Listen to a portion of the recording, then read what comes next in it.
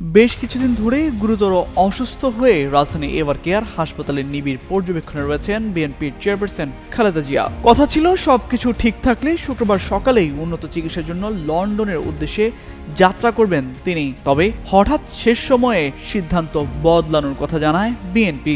যাত্রার সময় পিছিয়ে নির্ধারণ করা হয় নতুন তারিখ। কাতারের আমিরের বিশেষ এয়ার অ্যাম্বুলেন্স না পৌঁছানোয় তাকে লন্ডনে নিয়ে যাওয়ার বিষয়টি পিছিয়ে যাচ্ছে।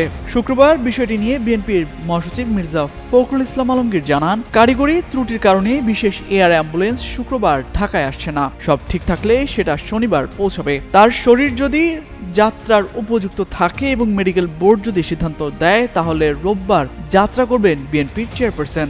এর আগে বৃহস্পতিবার জানানো হয়েছিল শুক্রবার সকালে লন্ডনের উদ্দেশ্যে যাত্রা শুরু করতে পারেন বিএনপির চেয়ারপারসন। সেজন্য বিএনপির ভারপ্রাপ্ত চেয়ারম্যান তারেক রহমানের স্ত্রীর ঢাকার উদ্দেশ্যে রওনা হন। শুক্রবার সকালে তার পৌঁছানোর কথা। তবে এরই মধ্যে বিএনপির মহাসচিব জানিয়েছেন খালেদা জিয়ার লন্ডন যাত্রা পেছানো হয়েছে। উল্লেখ্য যে বিএনপি চেয়ারপারসন খালেদা জিয়ার শারীরিক অবস্থা সংকটাপন্ন। বর্তমানে তিনি হাসপাতালে নিবিড় পর্যবেক্ষণে রয়েছেন।